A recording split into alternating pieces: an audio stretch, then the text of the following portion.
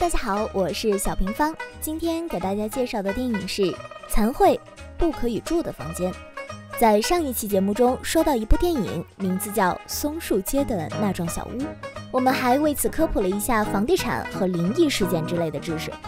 但是这种恐怖片一旦做得相当血腥，做得把观众吓得都捂住眼睛的那种，自然就会略过一些镜头，达不到预期的那种效果。但若做成这种灵异事件的类型，又有一些结尾解释得不太完美，可能会让观众老爷们吊胃口。做电影嘛，就要先构成一个故事框架，至于框架的结构，各国就有各国的特色咯。这个电影是来自于日本，名字是《残会不可以住的房间》。这部电影以第一人称叙事为主，也就是不再和往常电影一样以旁观者的身份来讲述啦。但是说归说，镜头嘛，还是一如既往。要是哪位天才导演用镜头去拍第一人称的电影，不用说在影院的观众们，估计从拍摄开始就得晕。主人公是一位恐怖小说家，某一天突然收到来自女大学生九保寄来的信件，不是酒店的酒保哈。九保说她在住的房间里经常听到奇怪的声音，好奇心使主人公和她老公开始了调查，调查到的第一个死者叫知川。在九保一番探寻未果之后，无奈地选择了离开。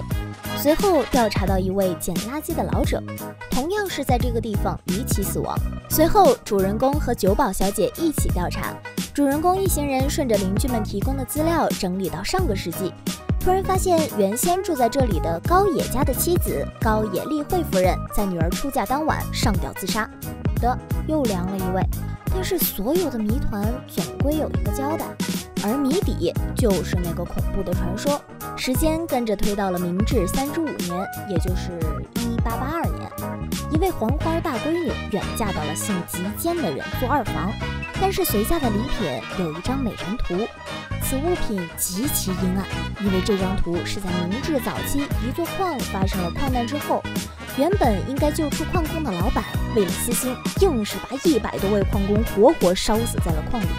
所有灵魂化作了怨气，凝结到了这幅图上。结果就是这位姓吉间的人全家老小直接团灭。本片采用倒叙的形式，一点点的把叙事线引出来，从刚开始的九保小姐到主人公我，再到第一位死者，再到第一位大哥。但是第一位大哥的死因总结来说就是3个字儿：小心眼。但是无论什么样的死法，总是逃脱不了一系列惊悚的怪事和声音，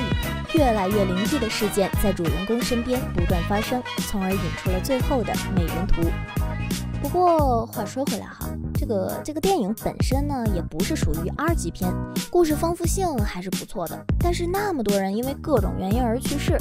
怎么也得给几个不同的方法呀。感觉影片中如果有10种死法，9种是上吊。Oh my god， 导演大哥你是真的很生猛，这种方式吧真的是我看到语无伦次。